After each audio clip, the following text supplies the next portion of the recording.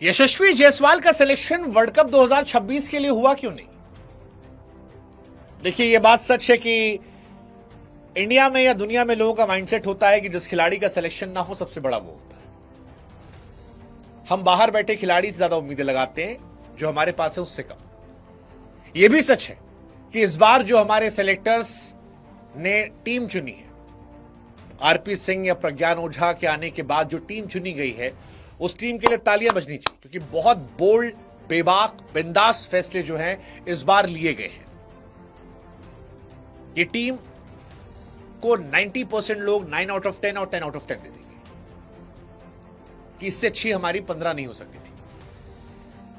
लेकिन फिर भी जायसवाल के प्रशंसक सवाल पूछ रहे हैं कि यार हमारे लड़के का सिलेक्शन क्यों नहीं हुआ?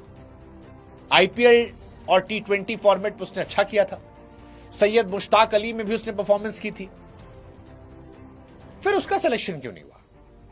मतलब Rinku is a great finisher, but Rinku का सैयद मुश्ताक अली में रन नहीं था। जितेश शर्मा कह रहे होंगे यार हमारा भी नहीं हुआ। ईशान क्यों आ गए जबकि जायसवाल की जगह पहले थी? मतलब ये सारे सवाल लोगों के मन में चल रहे हैं। हमें लगा क्यों ना इस पर एक वीडियो बनाते हैं। गिल का प्रयोग जब फेल हुआ तो फिर जायसवाल वापस क्यों नहीं? क्योंकि अगरकर ने तो यही कहा था कि गिल और जायसवाल हमारे परमानेंट ओपनर थे, गिल इसलिए आगे वापस संजू की जगह पर क्योंकि वो टीम में थे। तो अगर गिल जायसवाल थे तो जायसवाल क्यों बाहर है, बाकी सब आगे जा रहे हैं? रिंकू ईशान को मौका मिला तो यशस्वी के इनसे खराब है। क्या यशस्वी की दावेदारी मजबूत थी या नहीं? और अगर अब ओपनिंग की लड़ाई गिल, संजू, अभिषेक, ईशान के आसपास है तो क्या यशस्वी का मौका आगे आने वाले सालों के लिए खत्म हो गया? T20 वर्ल्ड कप के लिए भारत ने जो 15 का स्क्वाड अनाउंस किया, फिर मैं कह रहा हूं वो काफी चर्चा केंद्र में। शुभमन गिल का बाहर होना चर्चा केंद्र में। संजू ओपनिंग करेंगे, बैकअप के तौर पर जायसवाल को मौका नहीं मिला है, ईशान किशन आए हैं। अब जायसवाल जो है वो अच्छा कर रहे थे। ईशान हालांकि सैयद मुश्ताक अली में इस बार सबसे ज्यादा रन बनाए, अपनी कप्तानी में झारखंड को चैंपियन बनाया है। उनके शामिल होने से जितेश को जगह नहीं मिली। अगरकर ने कहा भी कि भाई 2 विकेट कीपर थे, इससे ज्यादा हम दे नहीं सकते थे। वैसे भी ओपनर मिल गया था विकेट कीपर, तो फिर कोई मतलब नहीं था। लेकिन क्या जायसवाल की दावेदारी मजबूत थी? अगस्त 2023 में भारत के लिए T20 वर्ल्ड कप में डेब्यू किया था। दूसरे मुकाबले में वेस्टइंडीज के खिलाफ 84 रन की पारी खेली थी। फिर छठे मुकाबले में शतक लगाया था।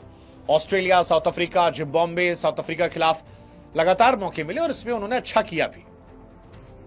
जायसवाल इंडिया के लिए लगातार T20 खेल रहे थे। 2024 T20 वर्ल्ड कप में शामिल किया गया। हालांकि रोहित और विराट ने तब ओपन किया था, इस वजह से उनको प्लेइंग 11 में मौका नहीं मिला। लेकिन जब रोहित, विराट रिटायर हुए तो लोगों को लगा शायद जायसवाल को अब परमानेंट भूख कर दिया जाएगा। लेकिन पिछले 18 महीने में जायसवाल ने सिर्फ 3 T20 मैच खेले। हालांकि परफॉर्मेंस खराब नहीं उनकी। 30 जुलाई 2024 को इंडिया के लिए आखिरी T20 मैच खेला था श्रीलंका के सामने। 3 मुकाबलों में शुभमन के साथ ओपनिंग की थी, अच्छा किया था। फिर उसके बाद वो बाहर गए। सैयद मुश्ताक अली T20 ट्रॉफी में परफॉर्म अच्छा किया। पिछले 3 सीजन में जायसवाल ने आईपीएल में भी 1500 प्लस रन बनाए हैं, 2 सेंचुरी लगाई है, स्ट्राइक रेट भी 160 प्लस रहा है। पिछले दिनों सैयद मुश्ताक अली में भी उन्होंने हरियाणा के सामने 49 गेंदों में शतक लगाया था। तो दावेदारी तो उनकी मजबूत थी। और यही सवाल था कि भाई साहब जब गिल नहीं है तो फिर वो क्यों नहीं? गिल वाइस कैप्टन बनाकर टीम में डाल दिए गए थे, इसी वजह से जायसवाल बाहर थे। परमानेंट टेस्ट और वनडे में तो गिल है ही। मैनेजमेंट चाह रहा था गिल परमानेंट हो जाए, बट वाई नॉट जायसवाल? और अगरकर ने भी पूछा कि भाई साहब कोई पूछ ही नहीं रहा, कोई पूछ ही नहीं रहा कि क्यों जायसवाल नहीं है, जबकि शुरू में तो शुभमन और जायसवाल ही थे जब वो बाकी फॉर्मेट खेले थे, इसलिए संजू सैमसन, अभिषेक को लाया गया था। हालांकि अगरकर बार बार तारीफ तो करते थे यशस्वी की, लेकिन खिलाते नहीं थे।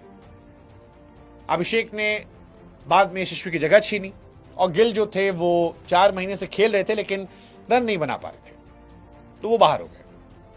अब इसकी 2 वजह है मेरे हिसाब से बाहर होने की। एक वजह यह है कि इंडिया को विकेट कीपर, बल्लेबाज, ओपनर चाहिए था जो 2 सवालों का जवाब देता है कि जितेश शर्मा टीम में क्यों नहीं है, रिंकू सिंह क्यों आए हैं, और 3 सवाल था, और तीसरा कि जायसवाल बाहर क्यों बैठे। शुभमन गिल को बाहर करने के साथ इंडिया ने उस माइंडसेट को बाहर कर दिया जहां पर विकेट कीपर फिनिशर होगा। तो विकेट कीपर फिनिशर नहीं होगा तो जितेश शर्मा की जगह खत्म, जुरेल की जगह खत्म और ऋषभ पंत की जगह खत्म। अब विकेट कीपर अगर ऊपर आता है तो दो ही ऑप्शन थे, एक केएल राहुल, दूसरा ईशान किशन। ईशान किशन ने रन बनाए थे इसलिए केएल राहुल की जगह उनका सिलेक्शन हो गया।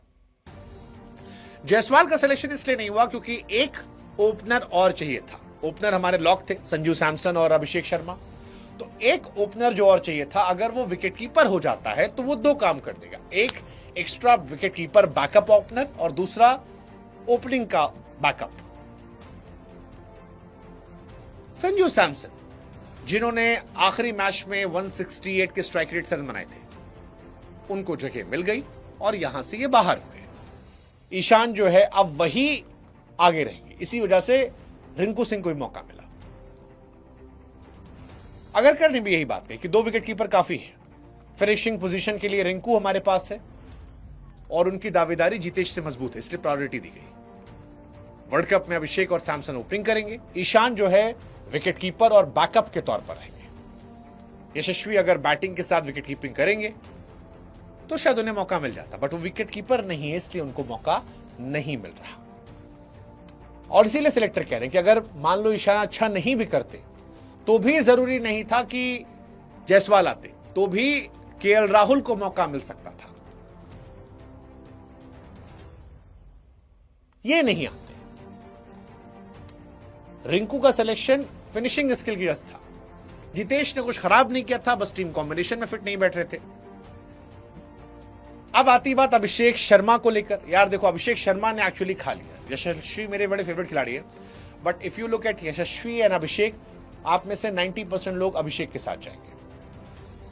अभिषेक के आने से टीम इंडिया का टेम्पो चेंज हो गया। अभिषेक जब से आए हैं तब से तबाही मचा रखी है। शाहीन अफरीदी को जैसा मारा था उससे तबाही मचा रखी है। अभिषेक ने ओपनर्स की पोजीशन में से एक पोजीशन लॉक कर ली है कि भाई साहब हमारा लगभग 200 का स्ट्राइक रेट है, तुम अपना देख लो। और कौन खेलोगे? गिल खेलोगे, ईशान खेलोगे, संजू खेलोगे, तुम देख लो, मैं खेलूंगा। प्लस वो बॉलिंग भी कर लेते हैं। अब यशस्वी तभी हिस्सा बनते जब अभिषेक खराब करेंगे, और क्योंकि अभिषेक खराब कर नहीं रहे इसलिए यशस्वी जगह नहीं बना पाए। अब आखिरी सवाल कि भाई साहब जायसवाल को क्या अगले 2-3 साल मौका नहीं मिलेगा? चांसेस हैं, शायद नहीं, चांसेस हैं, क्योंकि वर्ल्ड कप के बाद मान लो अगर सूर्या भी बाहर हो गए तो भी सूर्या के जाने के बाद आप किसी और मिडिल ऑर्डर को ले आएंगे। श्रेयस अय्यर का मौका बन सकता है, या गिल को फिर एडजस्ट करना चाहेंगे, या एक कॉम्बिनेशन हो सकता है कि अभिषेक शर्मा जायसवाल से ओपनिंग करवा दें, संजू को 3 पर भेज दे। बट अगर संजू ओपन में सेट हुआते तो शायद नहीं बनेगा फिर उनका। सूर्या 35 साल के हैं, वर्ल्ड कप उनका कैसा जाता है यह तय करेगा कि अगला वर्ल्ड कप वो खेलेंगे या नहीं खेलेंगे। सो जायसवाल के लिए फिलहाल टफ टाइम है। टेस्ट में वो पक्का है, लेकिन T20 वनडे में मुश्किल है। हालांकि वनडे में शतक लगाया था, लेकिन वनडे में शुभमन गिल आएंगे तो रोहित शर्मा शुभमन गिल हो जाएंगे, वो बाहर बैठेंगे।